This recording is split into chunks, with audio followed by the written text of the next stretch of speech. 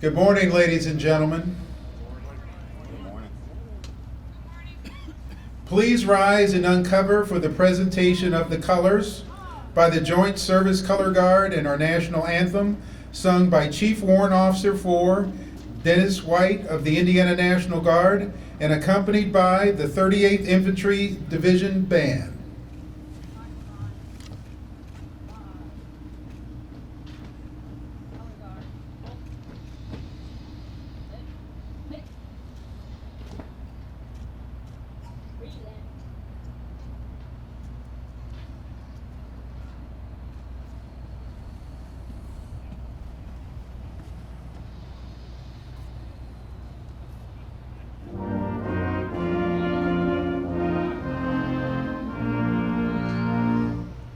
Oh, say can you see by the dawn's early light what so proudly we hailed at the twilight's last gleaming, whose broad stripes and bright stars through the perilous fight o'er the ramparts we watched were so gallantly streaming, and the rocket's red glare, the bombs bursting in air, gave proof through the night that our flag was still there.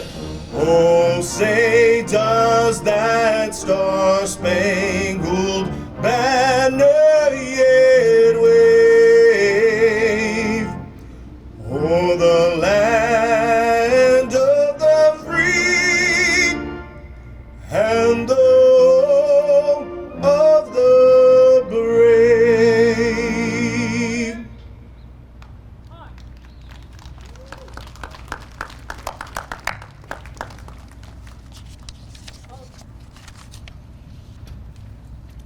Please join me in reciting the Pledge of Allegiance led by Dennis Weimer, President of the Veterans Day Council of Indianapolis.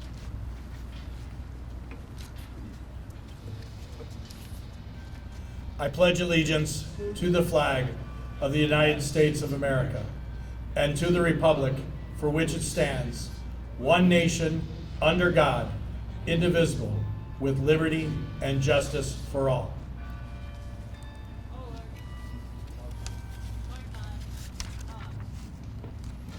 Please remain standing for the invocation given by Chaplain Martha Lasher.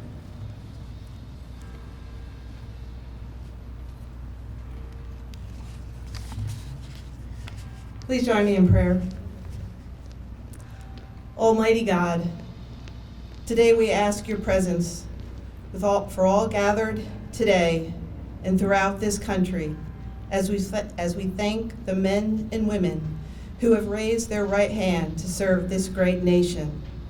We thank them for their courage, strength, and most of all, sacrifice for the citizens they serve. All gave some. Bless all who have and are serving, and we ask you comfort and keep safe those whom are far from home, serving in foreign countries. In your name we pray. Amen.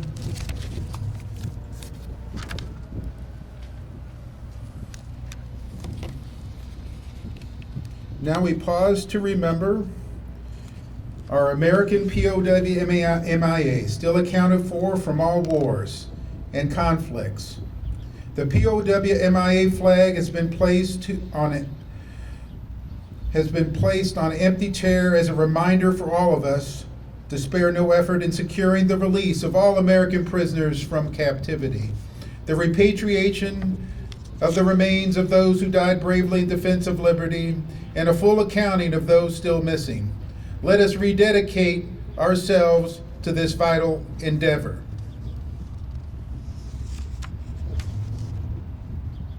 Please be seated.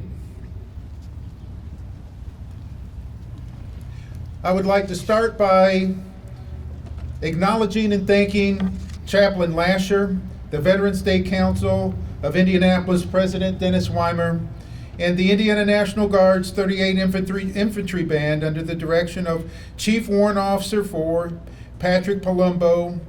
Thank you. Job well done. Let's also give a special thanks to Chief White for their beautiful rendition of our national anthem.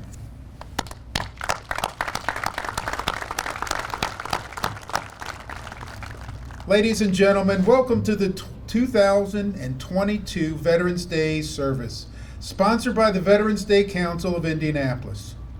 This year's ceremony is very, very significant. Almost 2 years ago, our country was stood still by the COVID-19 pandemic, which prevented us from gathering publicly. A pandemic not seen since after World War I with the Spanish flu. Today, we are gathered here face to face at the beautiful Indiana War Memorial to pay tribute to our veterans. And it is today that we put that pandemic behind us and return to our time-honored traditions on this Indianapolis Veterans Day. I am Reginald Duvall. I'm an Air Force veteran. I work with the Military Assistance Project with Indiana Legal Services, and I'm the immediate past president of the Indianapolis chapter of the Tuskegee Airmen Inc.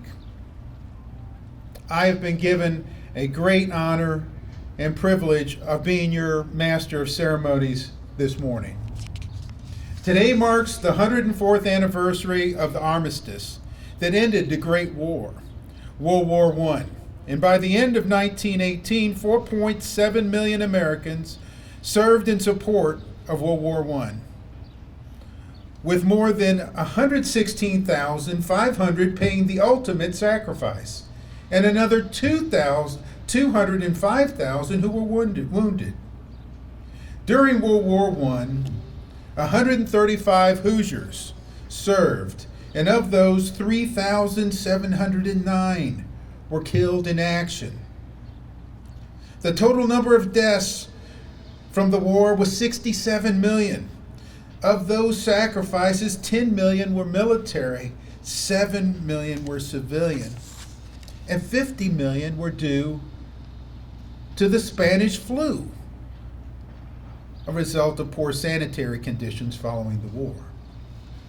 It was in 1918, at the 11th hour of the 11th day of the 11th month, an armistice was signed between the Allied powers of World War I and Germany in a railroad car in Compiègne, France, that ceased hostilities on the Western Front. Although the war had not officially ended until the signing of the Treaty of Versailles on June 28, 1919, the armistice on November 11th effectively brought the end to the Great War, the long-awaited end. And it's that moment that we continue to recognize today.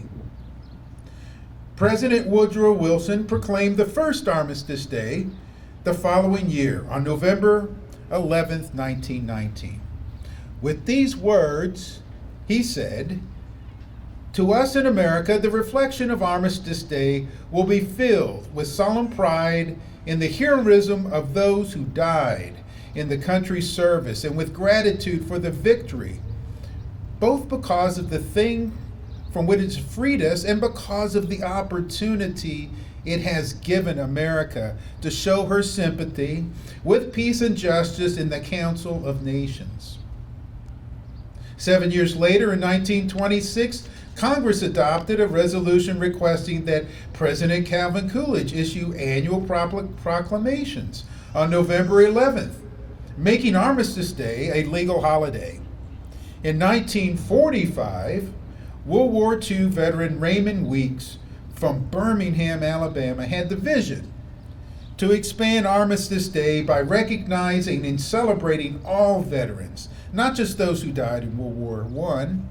In 1954, Ed Reese, the U.S. representative from Emporia, Kansas, presented a bill to Congress that would establish Veterans Day as a permanent official holiday. President Eisenhower, who was also from Kansas, signed the bill into law on May 26, 1954. After having been through both World War I and World War II and the Korean War, the 83rd United States Congress, at the urge of veteran service organizations, amended the Act of 1938 by striking out the word armistice and inserting the word veterans. United States Congress approved this legislation on June 1st, 1954, and November 11th of that year became the day to honor American veterans of all wars. Each year, on Veterans Day, the citizens of Indianapolis pause to honor the men and women who served our country while also remembering the armistice that marked the end of one of the deadliest conflicts the world has ever seen.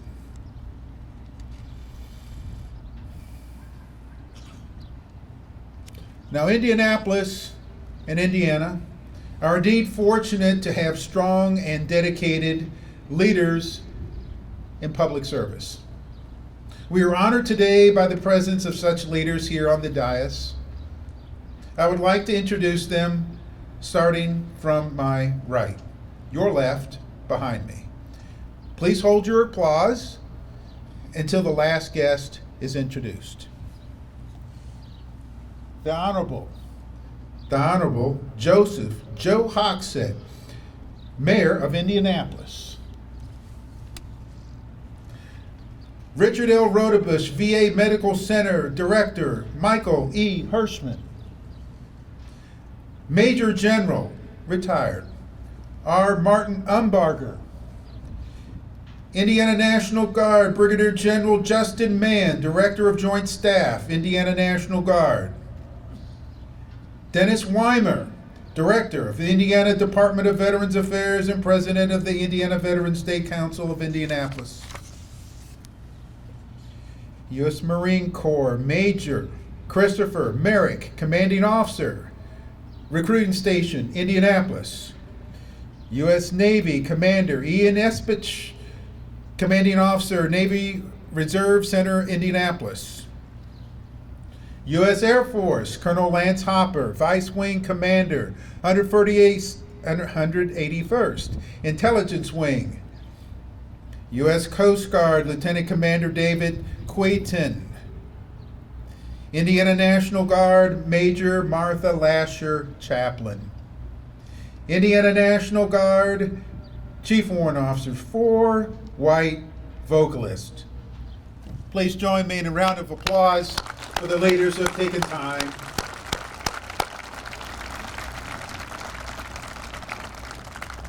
Now, in the front row of the audience, I would like to introduce our special guest here today. Again, please hold your applause until the last guest is introduced. Starting from my right to the left, we have the following. The American Legion National Headquarters National Assistant Adjutant Rodney Rowland. Department of Indiana American Legion Commander James Dalby. Department of Indiana Veterans of Foreign War Commander Richard Lear.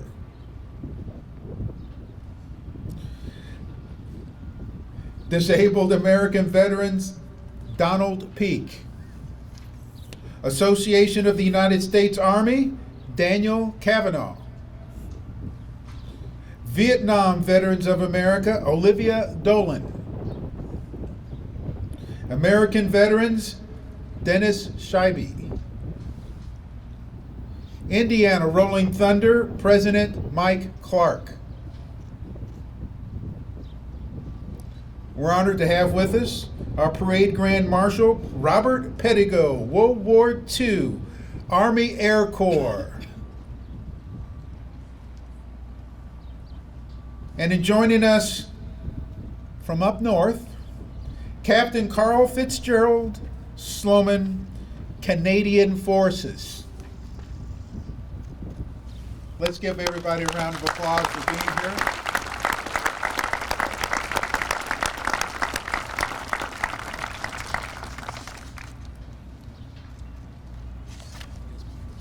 Please have a seat. Please have a seat. I knew you were going to do it anyway. Ladies and gentlemen, after introducing these prominent leaders in our community, I would be remiss if I failed to acknowledge those whom we seek to honor today. The men and women who answered the call or volunteered to serve and defend our great nation. Those who raised their right hand and swore to support and defend the Constitution of the United States from all enemies, foreign and domestic, and by wearing the uniform of the United States Armed Forces. American veterans who made incredible sacrifices so that all Americans can celebrate their rights and liberties that we enjoy today. I would like to ask all veterans of the United States Armed Forces who previously served and those presently serving to stand or to wave so that we may all recognize you and say thanks for your service to this great nation.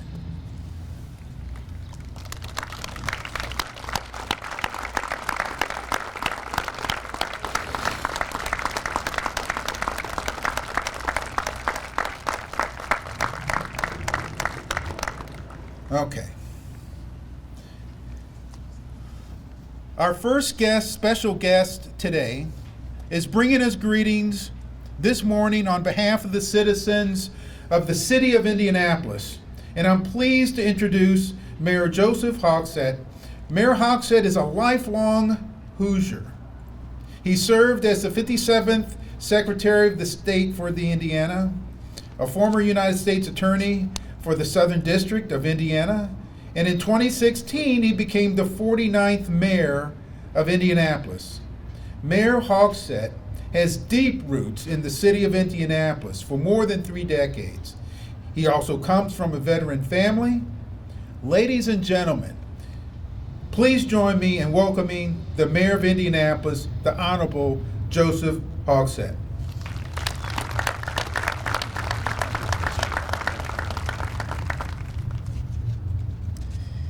Well, good morning and happy Veterans Day. I'm honored to join all of you in today's Veterans Day festivities on behalf of the city of Indianapolis.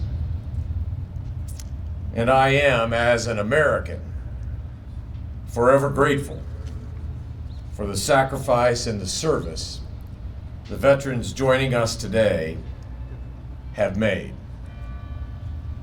When it comes to veterans, Indianapolis is a city that I'm proud to say remembers. Famously, no other city, save for Washington, D.C., dedicates more public ground to honor military service, because we know that while we can never fully repay, we must always remember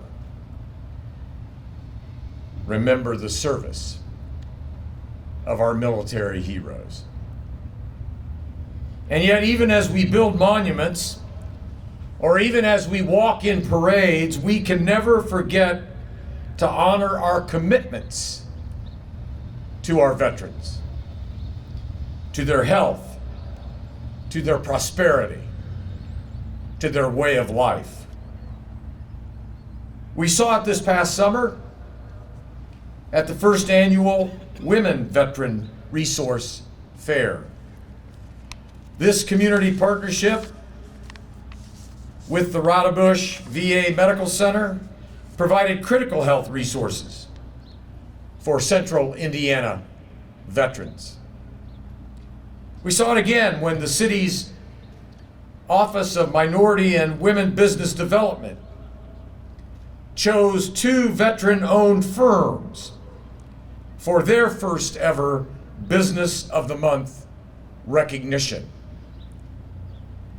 And we see it every day in the city of Indianapolis's Office of Veteran Services. Here, military veterans are connected to critical health, critical legal, and critical professional services. These are focused individual ways that Indianapolis can ensure that those who served are served in turn. Because sacrifice must be honored, whether through large public displays like today's ceremony, whether through the solemn tribute of our monuments, or whether it's by creating wider access for all veterans to critical services. So to all veterans joining today, and on behalf of a grateful city, we thank you. May God bless all veterans. May God bless this city. May God bless our great state of Indiana. And may our gracious and loving God forever bless the United States of America. I thank you.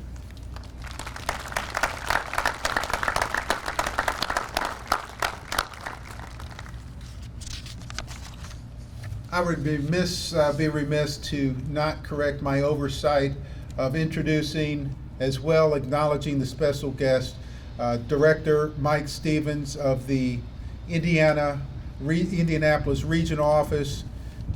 They generate the benefits for folks, so that's, with services generated, that's the guy.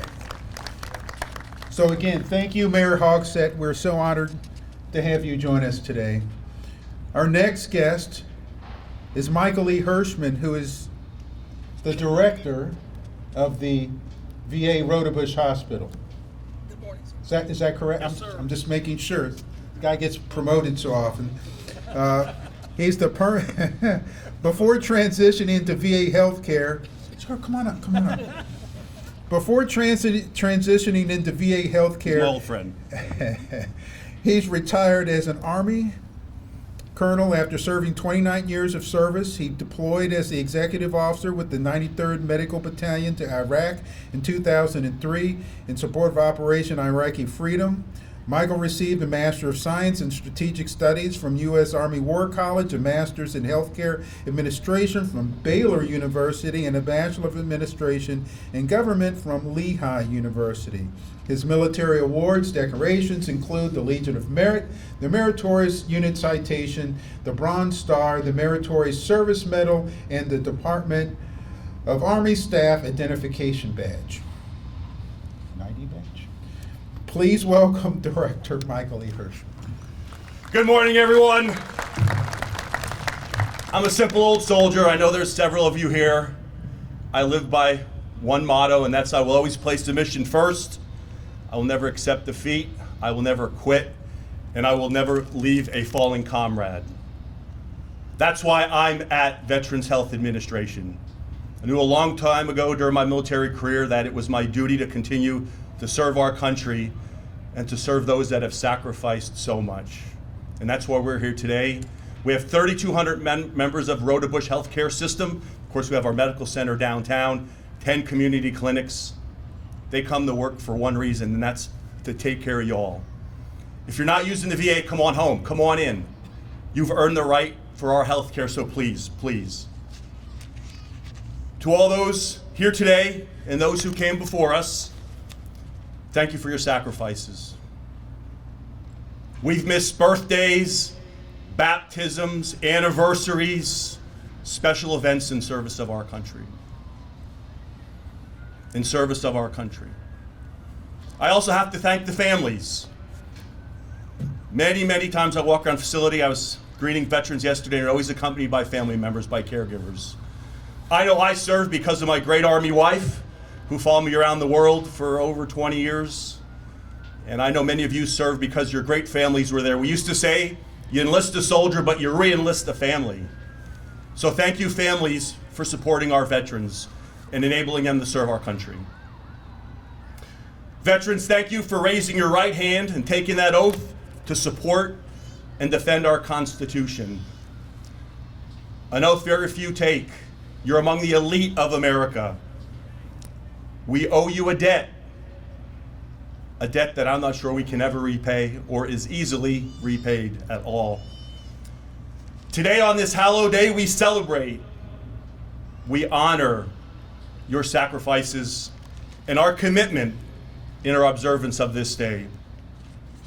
We all, as Americans, should reflect on who we are as a nation and how we became this nation. It's right in front of us. The sacrifice made us a nation. Today we honor individuals, many of whom made the ultimate sacrifice. So let's reflect upon the things they've given us, the privileges we have as Americans because of the sacrifices. And first and foremost, our freedom to gather here today because of those sacrifices, all of which are secured by our veterans. From the very foundations of our country, and I'm often drawn back, a long time ago I visited Concord Bridge. The shot heard round the world, our first veterans, farmers, blacksmiths, ran from their fields to oppose the greatest army in the world. Since that day in April 1775, all of you, farmers, blacksmiths, tradesmen, raised your right hand. You heard the call, you answered the call to defend our freedoms, and responded without question or reservation, knowing potentially that you may have to pay the ultimate price for our country. While many things have changed, your commitment and the commitment of the young folks here today and those that will come next generation doesn't change. We want to make the world a better, a safer place for future Americans and for future inhabitants of the whole entire world. What we do here in America makes the world a safer place for all of us. You have answered the call and continue to answer the call. I know many of you are active in the community, and I appreciate your continued service throughout the community. Your commitment is unparalleled. It gives me personally and all your friends at VA a deep sense of gratitude. Those that came before us, those that sit here today, and those that in the future will rise to the challenges. You give us a sense of security, you give us a sense of freedom, you give us a sense of hope. Again, we are forever and ever indebted to those of you who have served and eternally grateful. You have preserved our American way of life through your sacrifices.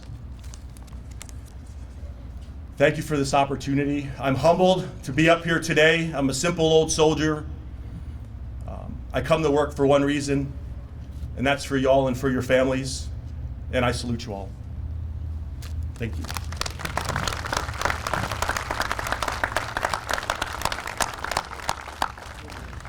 Thank you, Director Hirschman, for those kind words, those inspirational message. And thank you for your military service and continued service to our veterans. Our keynote speaker today is Major General retired Martin Umbarger. He served 46 years in the Indiana National Guard in many staff and command positions during his military career. Let me say that again. He served 46 years in the Indiana National Guard. In March of 2004, Governor Joe Kernan appointed him the Adjutant General of Indiana. He was reappointed by Governor Mitch Daniels in December of 2004.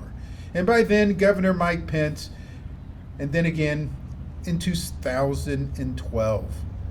During his tenure as the Adjutant General, General Umbarger was instrumental in the establishment of the Muscatattack Urban Training Center as a nationally recognized training facility for both military and civilian first responders.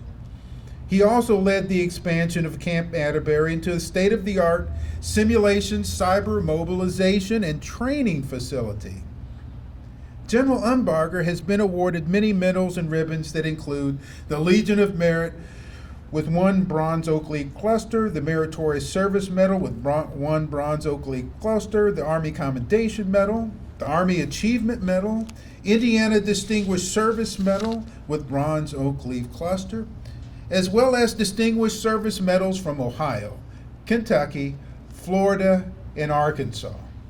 General Umbarger's post-military life He's currently the president of Umbarger Agribusiness, a family-owned business for more than 79 years located in Bargersville, Indiana. He is also a senior policy advisor with Bose Public Affairs Group, an advisory consultant for AM General Corporation, South Bend, Indiana, and on the board of advisors for Ravenswood Solution, a defense company that specializes in instrumentation military training. He is married to Rowana Morris Umberger, and together they have 3 children and 8 grandchildren. Ladies and gentlemen, please join me in welcoming our keynote speaker to the podium, Major General R. Martin Umbarger.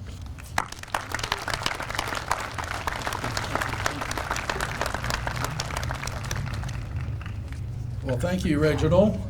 And I guess, let's see, yeah. Good afternoon, everyone. It's indeed an honor and a privilege for me to be here with you today as a fellow veteran. As I look up on the dais here, I'd like to extend my congratulations to all those of you who are representing your many services. Since I'm retired, I can make some statements that maybe I couldn't have made back when I was wearing a uniform. So you got to bear with me today. I might go off script just a little bit, but it is great to be sitting up here looking down and I see all the faces. I see all those hats that our fellow vets are wearing. And again, to all of you, thank you for your service. Thank you for your sacrifices of what you've done for our country. And it's an honor for me to be a part of your ranks. I think our MC, Reginald, did an excellent job giving us all a history lesson about the origin of today.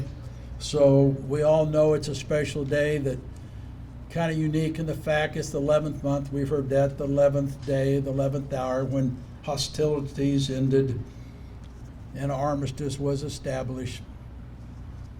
But you know, when I was thinking about and I reflected about my comments today, I thought about, that's 1919. That's it was stated up here by 1775 is when, April the 19th is when it all kind of started, the Revolutionary War. So there was many prior to that were really never recognized as veterans. And I know we look back on it, we think prior to 1919, the Revolutionary War, the War of 1812, our Civil War, which the state of Indiana had a tremendous involvement with and participated in. So it's a day that we look back and we recognize all veterans as we do today. I'd like to reach out real quickly and recognize the 38th Infantry Division Band. They all know back when I was fortunate enough to be the Adjutant General, it's one of the best bands in the nation. They're always here, they're always professional. So if you would join me in giving a round of applause for our great band.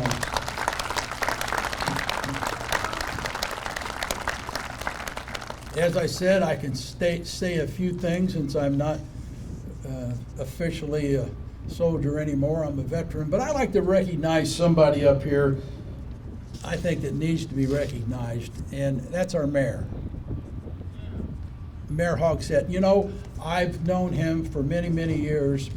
I had the privilege to serve with him when he was the U.S. Attorney for the Southern District. We were on the Counterterrorism Task Force when I was the Adjutant General. But the reason why I'm making a statement here is that, I've been to many memorial services right here that we have on Memorial Day. I've been to many of these Veterans Day here when he's been the mayor. I don't think I've ever, you notice there's only one elected official of this city and this state that's up here with us today. It's him.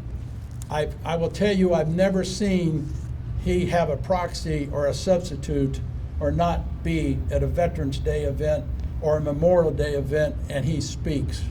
And he speaks with passion. So let's give a round of applause to our mayor.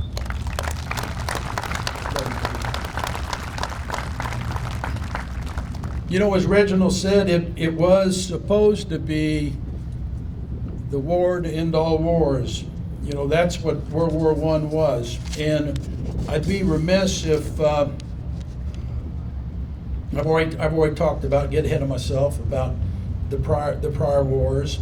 And I'm basically going to make a statement here. I'm not a historian, so some of you that are might possibly correct me on some of the things I'm going to say today, but I think I'm going to be 95% close. But, you know, this beautiful building that we have, that we're looking at and we're standing in front of, I hope you all understand the origins of that. At the completion of World War I, it was thought that Indiana wanted to show their appreciation for this was the first conflict that we ever sent since we became a nation, men and women overseas to fight for another land. It had always been, any other conflicts would have been within the continental United States. So it was a world war. Everybody thought, with its tragic, the number of deaths that you heard, it would be the war to end all wars. I think a stipend, if I'm not changed, was given to each one of our veterans that came back, and somebody made the decision to use that stipend to possibly build a memorial to those that had served. And so we could never forget. The other thing during that period of time, that we had some leaders in Indiana, and I'm going to mention a couple of their names that fought in that war. Major General Robert Tyndall, you've heard of Tyndall Armory, just right down Pennsylvania. He was a colonel, a regimental commander for artillery, the 42nd Division, served Admiral, and when he came home, he had assistant by the name of Colonel Robert Moorhead, Sr. Many of you know Bob Moorhead, his son, and then ultimately Rick, his grandson. They all served the Indiana National Guard. But in 1919, when everyone came back, they decided they were going to create this veterans group. The American Legion was formed, and they had their first meeting, I think, up in Minneapolis. And these leaders from Indiana that fought went up to that. And I think they were trying to decide where would be a great location for the headquarters of this veterans that served overseas that are coming home for the first time, creating our American Legion. But our leaders, General Tyndall and Colonel Moorhead, had the backing from then the mayor, and said, if you come to Indianapolis, I think it was on the 5th ballot, they couldn't quite figure out what different cities wanted this recognition and this had it, but if you come to Indianapolis, we'll dedicate 24 acres of prime property in downtown Indianapolis, and we'll let you build your headquarters. They even used the Indianapolis Armory, which became the Tyndall Armories, to put them housed. So that's the leadership of our forefathers that thought about it, and we brought this wonderful opportunity to have the headquarters for the largest and the best veterans organization there is. And thus, this facility behind us was built. I'll tell you, as Adjutant General, I had the opportunity, those 11 years I had the privilege to serve, is a time when we were mobilizing soldiers, sailors, airmen, Marines all over the world from Camp Atterbury. And I'd have many visiting generals that would come to visit their soldiers, and they would, maybe they had an opportunity for a morning or an afternoon to do something, and in times I would host them, and I'd always say, if you got an opportunity, I got something I want you to see. I got something special I want you to see, and I bring him here. And I walk him in that building, and I take him downstairs to that beautiful, beautiful museum that we've got that tells the story of Indiana, tells the story of our military, tells the story of our country. And they're just in awe. I hope we all realize how special this building is. There's nothing like it. I also, a couple years after being the Adjutant General, my father was a World War II vet, served in the Pacific. That greatest generation that came home and asked for nothing back from his country. Matter of fact, you made the comment about your veterans come out and we'll take care of you. When my dad got sick when he was in his late 80s and 90s, I said, Dad, I don't want to take you to the VA. I mean, he said, son, that's for those, I was fortunate in life, the good Lord was good to me. That's for those that need it. I don't need it. He never, ever, ever went to the VA. That's no knocking. That's just that generation, and I'm so proud of him. But what am I trying to say about my dad? He'd never been in this building. And I brought him in this building, and how many of you, I hope you've never been to the shrine room up on the top floor. I got a chance, and General Goodwin was nice enough to let us use the elevator, and we went, took him up there, and he just broke down. He couldn't even talk. What he did said, he said, son, you gotta tell the story. You gotta let everybody know how special this is, and how I had no idea. And with that, again, I'd like to recognize the director of this Indiana War Memorial. I hope you know he's in the back row, but he's, I think, for over 15 years, he's served 3 governors. There's not a guy that's more dedicated to making certain that this building is open. This building is well taken care of. These grounds are always well taken care of. Whatever event that wants to be here, it can be here for our city, for our citizens.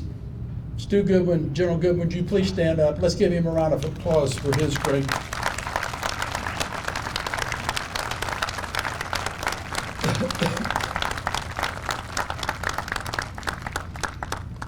I know I got to watch my time here, because now I'm really going to go off script.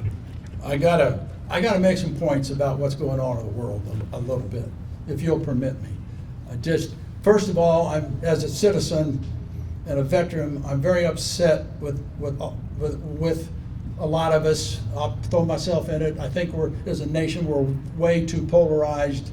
We're way too much right, way too much left. I wish it was back the way when I was growing up, when everybody, maybe I think this, maybe I think that. We go in a room and we talk it out and we work it out and we do what's right. We do what's right. Not what's just best for me, what's really right. There has to be compromise. The other thing I got to talk about, and I'm going to take us around to what us veterans have done for our nation and have done for the world. I don't think we realize, the older I get, the more I understand the unbelievable role that the military has played. We wouldn't have a nation if it wasn't for the military. We wouldn't sustain it and be able to protect it and defend it if it wasn't for our military. And you know how small our military is compared to the citizens? I mean, we're less than 1/2% of all of us that are Americans that have worn the uniform, have served our country, and be willing to go off and do that. That's how special you are. That's how special we are.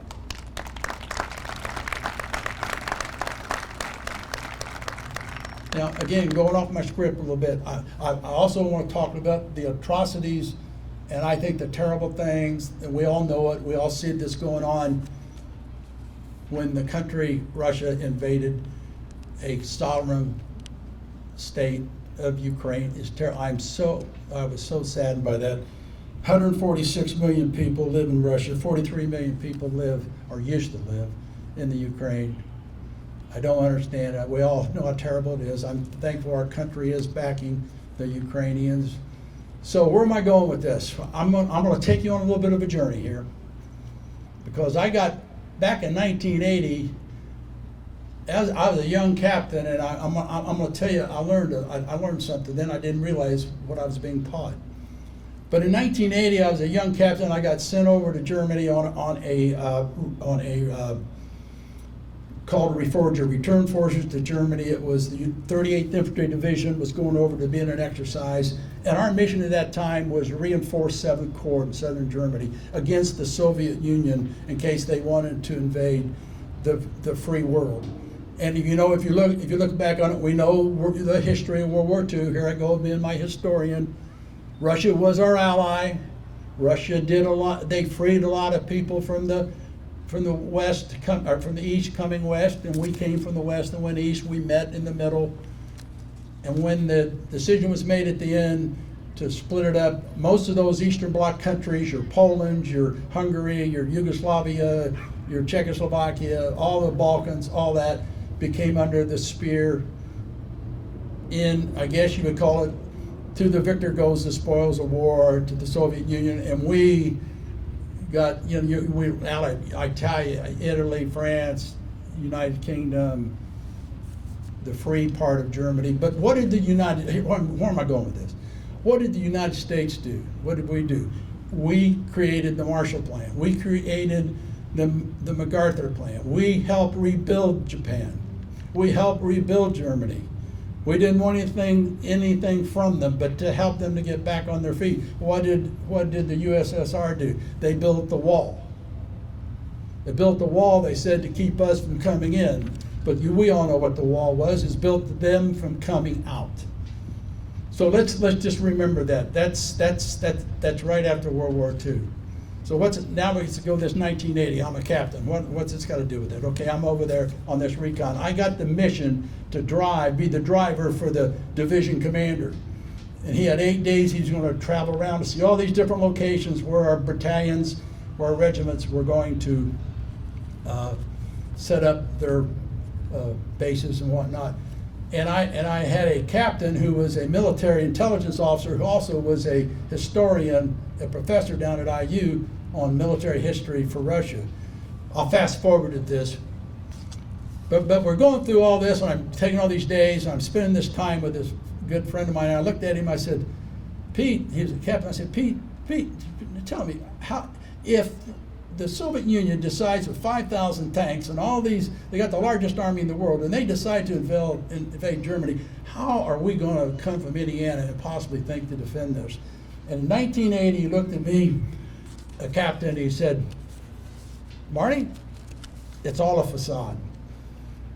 They can't, those Eastern Bloc countries, they're not loyal to them, they don't speak the same language, they don't like them, they don't know how to sustain themselves, they don't know how to support themselves, they don't have the spare parts, they don't even have sergeants. I'm looking at this, what do you mean? They don't have a non-commissioned officer corps.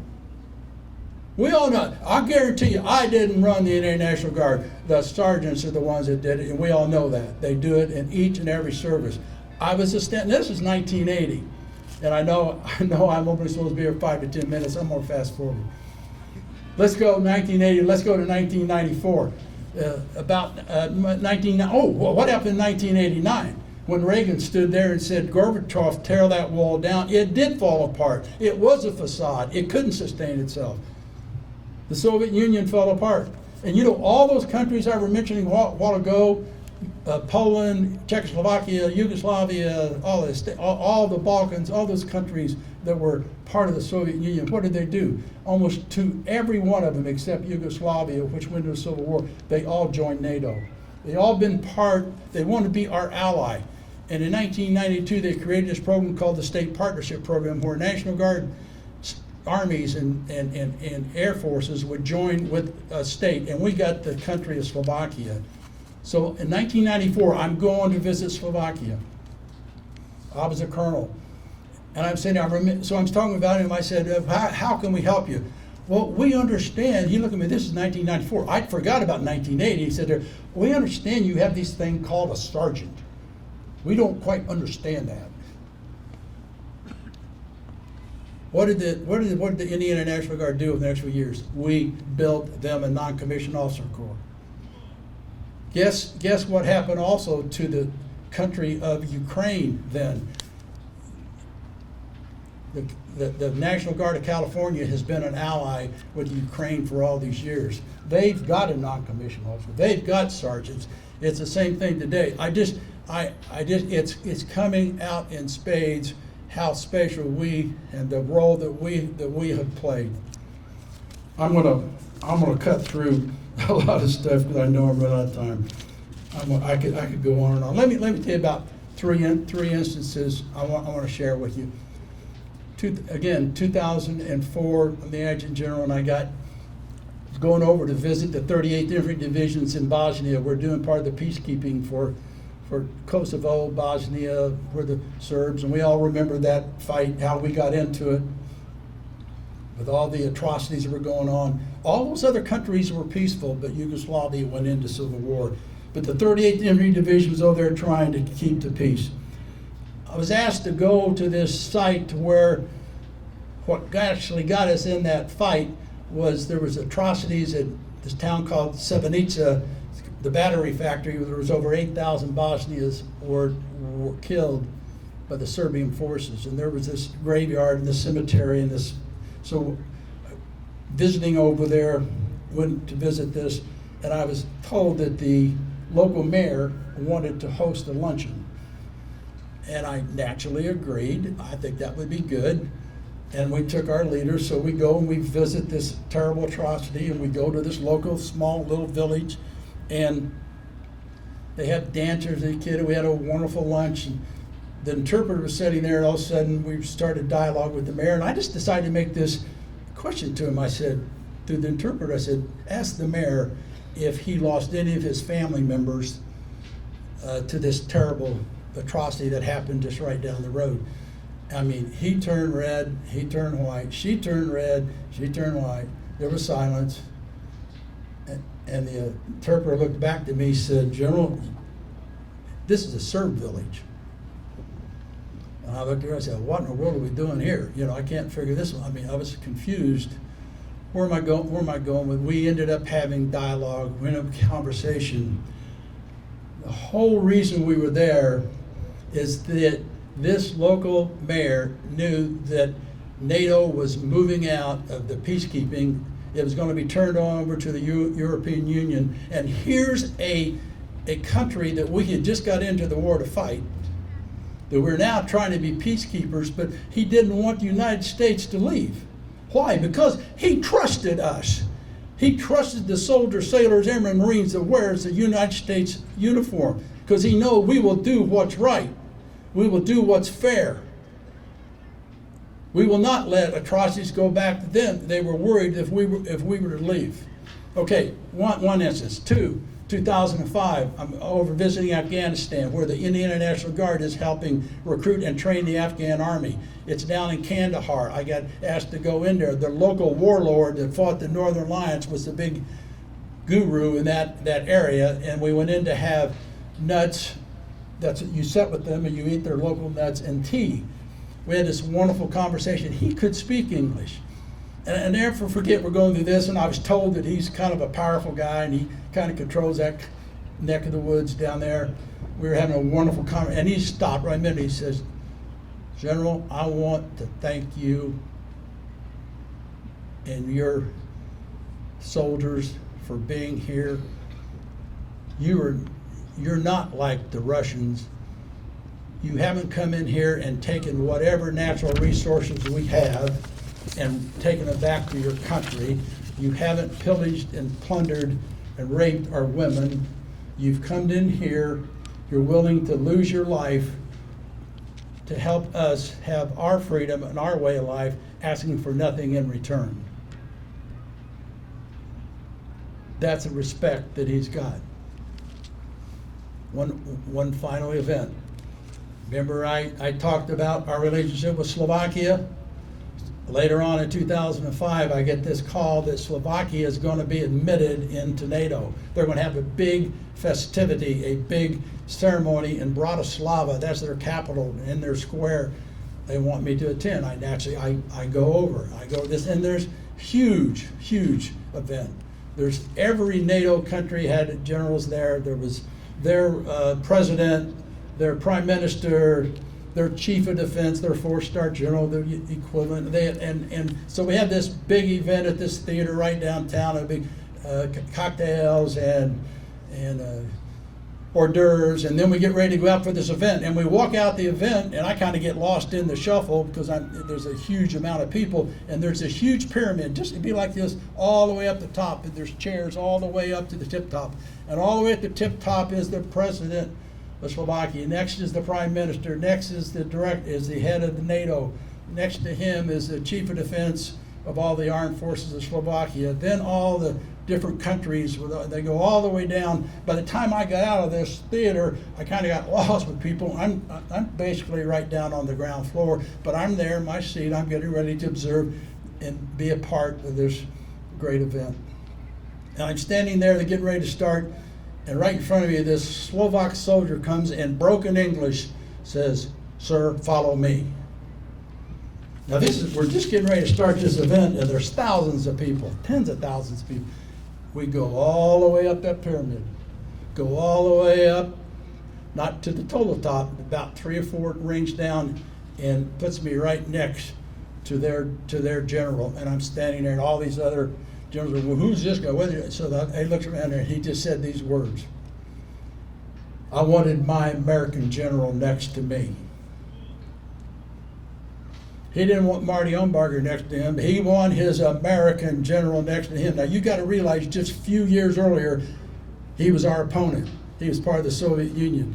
That's how much respect and admiration the rest of the world has for those of us that wear this uniform, because they trust us. We are very, very special. 2 more things before I sit down. Let's go millennium, 2000, the end of the 20th century. Everybody heard the word, you remember Time magazine? They always had their man of the year or thing of the year. I remember I watched it. They had this thing for the century. What was the most important individual event there was in the 20th century from 1901 to 1999? You know what it was? The American soldier. And I say soldier, I mean soldier, sailor, airman, marine. We're all in this together. What a statement. I also will tell you, when Dwight Eisenhower, our president, the head of all the forces that freed Europe, saved the world, as he was getting older in his memoirs, they asked Dwight Eisenhower, what would you really like to be remembered as? What's the most important thing to you? And he says, being a soldier. Guys and gals, thank you for your service. It's been an honor to be privileged to wear this uniform and walk in your ranks. And God bless each and every one of you and our wonderful, beloved country.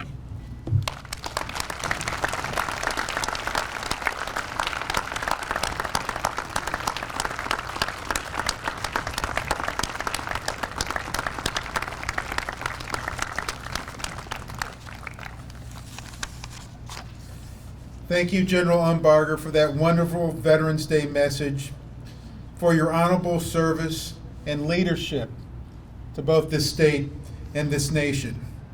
We now come to the portion of our program that symbolizes what this Veterans Day service stands for, a special celebration of all those who have ever proudly worn a uniform of the United States Armed Forces. Our keynote speaker, Major General Umbarger, will place a celebratory victory wreath, a tribute to the proud military service given by all veterans of all branches during all eras in defense of the United States of America.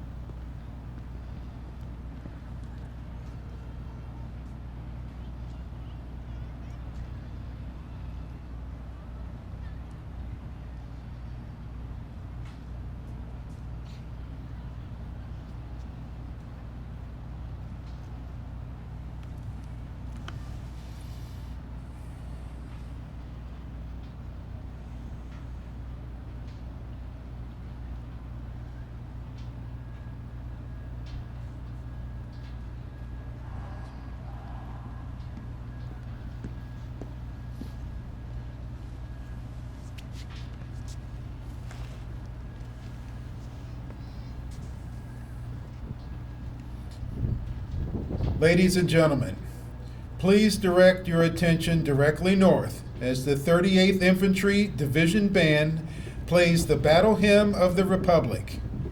You will soon see the approach of two A-10C aircraft from the Indiana National Guard, Air National Guard, 122nd Fighter Wing, the Black Snakes, from Fort Wayne, Indiana.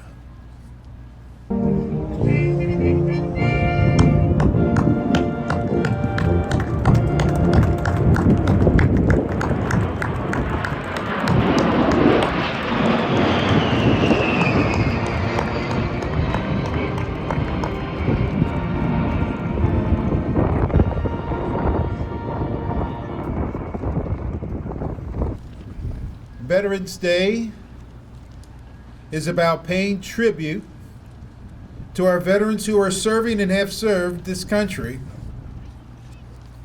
and who support and defend the rights bestowed upon us in the Constitution of the United States of America. Today, you are about to witness a time-honored tradition that dates all the way back to the birth of this country, a torch that is passed from generation to generation.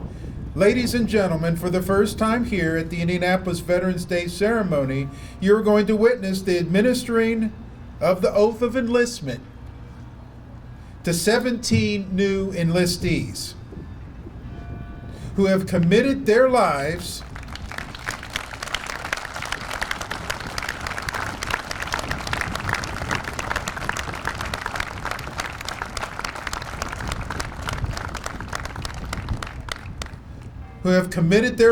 to serve our country and wear the uniform of the United States Armed Forces.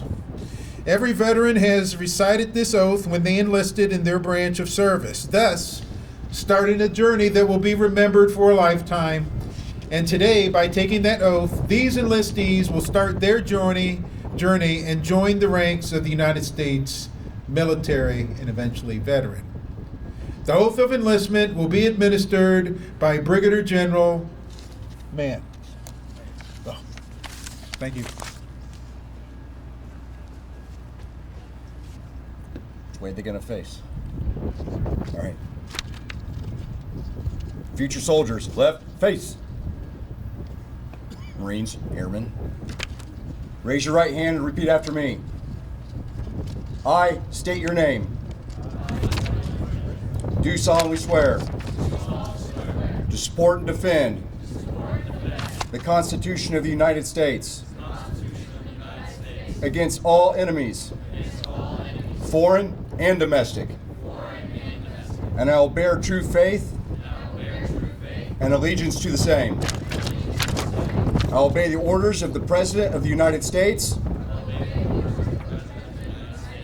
and the officers appointed over me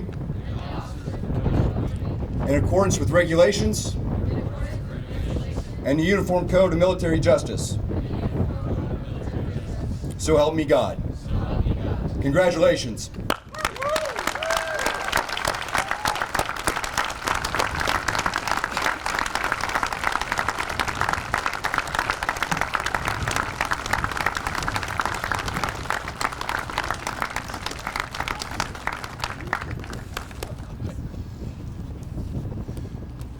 Please be seated.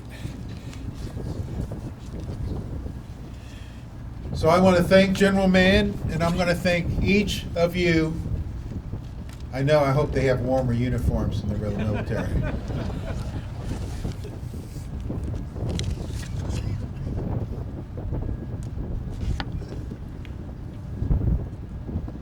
Follow directions.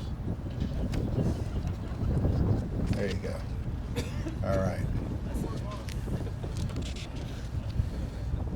At patriotic and veterans events, it's customary to pay honor to each military branch by proudly playing their armed forces service song. Today, performed by the Indiana National Guard's 38th Infantry Division Band, they're going to play the service medleys. When you hear your service branch anthem, please stand and show your service pride. If you're in multiple services, you can stand for each one. So please stand and uncover. Okay, let's go. There you go.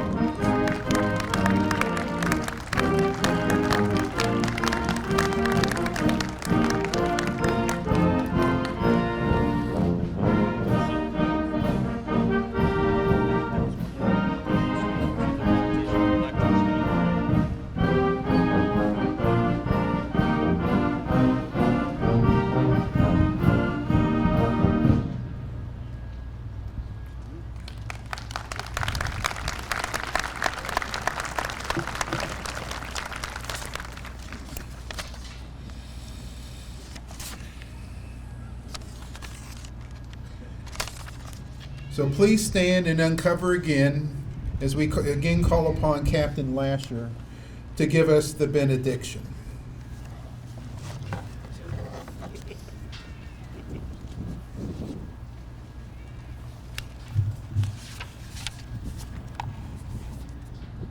Please join me in prayer. Loving God, as we prepare to leave here and go about our day, we ask continued blessings on all who served. May this day remind them that the nation they served or serve is forever grateful for their sacrifice. In your name we pray. Amen.